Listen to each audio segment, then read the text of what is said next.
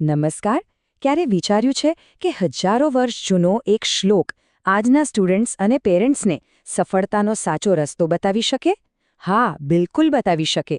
તો ચાલો આજે આપણે આ ઊંડા જ્ઞાનને એકદમ સરળ શબ્દોમાં સમજીએ. આજકાલ સ્ટુડન્ટ્સ પર કેટલું પ્રેશર હોય છે, ખરું ને? સતત ભણવાનું, સારા માર્ક્સ લાવવાના. ક્યારેક તો એવું થાય કે આટલી બધી મહેનત હું કરી શેના માટે રહ્યો છું? તમને જાણીને આશ્ચર્ય થશે, પણ આ જ કન્ફ્યુઝન આજથી હજારો વર્ષ પહેલાં યુદ્ધના મેદાનમાં એક મોટા યોદ્ધાને પણ થયું હતું. તો ચાલો આપણે થોડા સમય માટે અત્યારના ક્લાસરૂમમાંથી બહાર નીકળીએ અને સીધા પહોંચી જઈએ કુરુક્ષેત્રના મેદાનમાં. ત્યાં ઇતિહાસનો એક મહાન યોદ્ધો અર્જુન એક બહુ મોટી મુશ્કેલીમાં ફસાયેલો છે. જરા અર્જુનની હાલત તો જુઓ. એ અંદરથી સાવ ભાંગી પડ્યો છે. બિલકુલ એવું જ જેવું કોઈ સ્ટુડન્ટ પરીક્ષાના ટેન્શનમાં એકદમ નિરાશ થઈ જાય. અર્જુનને પણ એવું જ લાગી રહ્યું છે કે આ લડવાનો કોઈ મતલબ જ નથી. અને આ રહ્યો એ મૂળ શ્લોક. અહીં અર્જુન ભગવાન શ્રીકૃષ્ણને પોતાનું દુઃખ કહી રહ્યો છે. હવે જુઓ, આ શ્લોકના શબ્દો ભલે જૂના હોય, પણ એમાં આપણા બધા માટે બહુ જ ઊંડી વાત છુપાયેલી છે. ચાલો જોઈએ કે શું કહેવા માંગે છે. અર્જુન એકદમ ક્લિયર કહે છે, હે કૃષ્ણ, મારા પોતાના લોકોને મારીને જે જીત મળે એ મને નથી જોઈતી. અને અહીં એ ખાસ શબ્દ વાપરે છે, શ્રેય. શ્રેય એટલે શું? એનો અર્થ છે સાચું, લાંબા ગાળે થતું ભલું.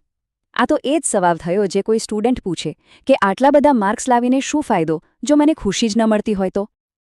પણ અહીં એક બહુ મોટો સવાલ ઊભો થાય છે. શું અર્જુન જે દલીલ કરી રહ્યો છે એ ખરેખર સાચી છે? કે પછી એ યુદ્ધથી ડરી ગયો છે અને પોતાના ડરને છુપાવવા માટે એક સારું એવું બહાનું બનાવી રહ્યો છે? સાચું કહેજો, ઘણીવાર આપણે પણ આવું જ નથી કરતા. જો, અહીં આપણી સામે બે રસ્તા છે.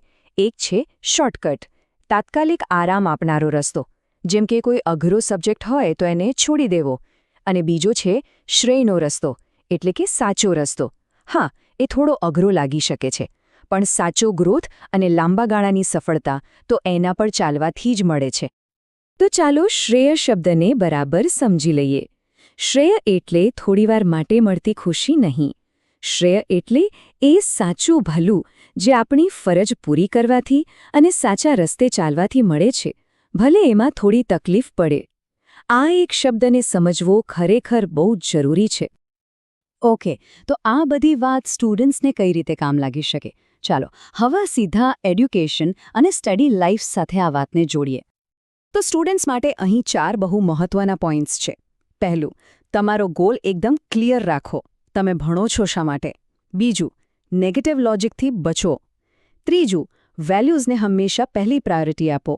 અને ચોથું, હંમેશા યાદ રાખો કે સાચી સફળતા લોંગ ટર્મ વેલફેરમાં છે, શોર્ટ ટર્મ આરામમાં નહીં. આ ડાયલોગ તો બહુ જ સાંભળેલો લાગે છે નહીં? આ સબ્જેક્ટ તો ફ્યુચરમાં કામ જ નથી લાગવાનો, તો ખોટી મહેનત શું કામ કરવી? બિલકુલ અર્જુનની જેમ જ આ લોજિકની પાછળ પણ એક ડર છુપાયેલો છે. કદાચ સબ્જેક્ટ અઘરો લાગવાનો ડર, કે પછી મહેનત કરવી પડશે એનો ડર. અને આપણું મગજ છે ને, એ આવા ડરને છુપાવવા માટે આવા મસ્ત લોજિકલ લાગતા બહાના બનાવી લે છે. ચાલો હવે વાત કરીએ પેરેન્ટ્સની.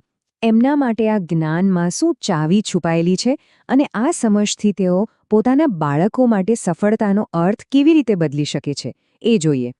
પેરેન્ટ્સ માટે અહીં 3 સિમ્પલ સ્ટેપ્સ છે. સ્ટેપ 1, જ્યારે બાળક કોઈ બહાનું બનાવે ત્યારે એના શબ્દો નહીં પણ એની પાછળનો ડર સમજવાની કોશિશ કરો. સ્ટેપ 2, માર્ક્સ કરતાં મોરલ્સને એટલે કે સંસ્કારને વધારે મહત્વ આપો. અને સ્ટેપ 3, બાળકને શ્રેયના રસ્તે એટલે કે એના સાચા વિકાસના રસ્તે ચાલવા માટે પ્રોત્સાહિત કરો. આ એકદમ પરફેક્ટ ઉદાહરણ છે. જો કોઈ બાળક એમ કહે કે મારે કોમ્પિટિશનમાં ભાગ નથી લેવો, મને હારી જવાનો ડર લાગે છે, તો એનો અર્થ એ નથી કે એનામાં આવડત નથી. એનો અર્થ એ છે કે એ ડરી ગયું છે. તો એની વાતને કાપી નાખવાને બદલે એના ડરને સમજો અને એને હિંમત આપો. એને સમજાવો કે જીતવા હારવાથી વધારે જરૂરી છે ભાગ લેવો. બસ આ જ એના સાચા વિકાસ એટલે કે એના શ્રેય માટે જરૂરી છે. તો પછી આ બધી વાત પરથી આપણે શું સમજ્યા? સાચી જીત કોને કહેવાય? ચાલો આખી વાતનો સાર સમજીએ. આખા શ્લોકનો જે નિચોડ છે ને એ આ એક લાઇનમાં છે જ્યારે પણ આપણે કોઈ મોટા પડકારથી ડરીએ છીએ ત્યારે આપણું મગજ આપણને બચાવવા માટે એકદમ લોજિકલ લાગતા બહાના બનાવી દે છે. આપણો સાચો દુશ્મન એ ડર છે અને એને છુપાવતું આપણું મન છે. બસ આ વાતને પકડી પાડવી એ જ સાચી જીત તરફનું પહેલું સ્ટેપ છે. અને અહીં જુઓ, આ વાત એકદમ સાફ થઈ જાય છે. એક છે સહેલો રસ્તો, જે જોવામાં બહુ જ સારો લાગે, પણ એ શોર્ટકટ અને થોડી વારના આરામ તરફ જ લઈ જાય. અને બીજો છે સાચો રસ્તો. ભલે અઘરો દેખાય, પણ એ જ આપણને સાચી સ્કિલ્સ અને લાંબા સમયનો સંતોષ અપાવે છે. હવે ચોઇસ આપણી છે. તો આ બધી વાત પછી આપણે બધાએ પોતાની જાતને એક સવાલ જરૂર પૂછવો જોઈએ. આપણી સફળતાનો અસલી મતલબ શું છે? શું ખાલી સારા માર્ક્સ, પૈસા કે કોઈ મોટી પોસ્ટ? કે પછી એક સારું ચારિત્ર્ય બનાવવું, પોતાની વેલ્યુઝને જાળવી રાખવી અને કંઈક સારું કરવું? આનો જવાબ તો આપણે પોતે જ શોધવો પડશે. અને ગીતાના આટલા ઊંડા જ્ઞાનને આટલી સરળ અને આજના સમયને અનુરૂપ રીતે સમજાવવાનું આ અદ્ભુત કામ કર્યું છે માસ્ટર જીમી પટેલે.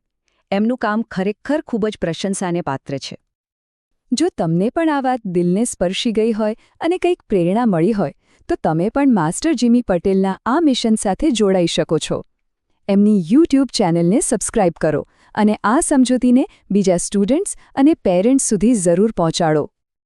હંમેશા યાદ રાખજો, સારું જ્ઞાન વહેંચવાથી હંમેશા વધે છે. તો ચાલો આ જ્ઞાનને ફેલાવીને આપણે સૌ માસ્ટર જીમી પટેલના આ શાનદાર મિશનમાં ભાગીદાર બનીએ અને સાથે મળીને આવનારી પેઢી માટે એક વધુ સારા ભવિષ્યનું નિર્માણ કરીએ. ખૂબ ખૂબ આભાર.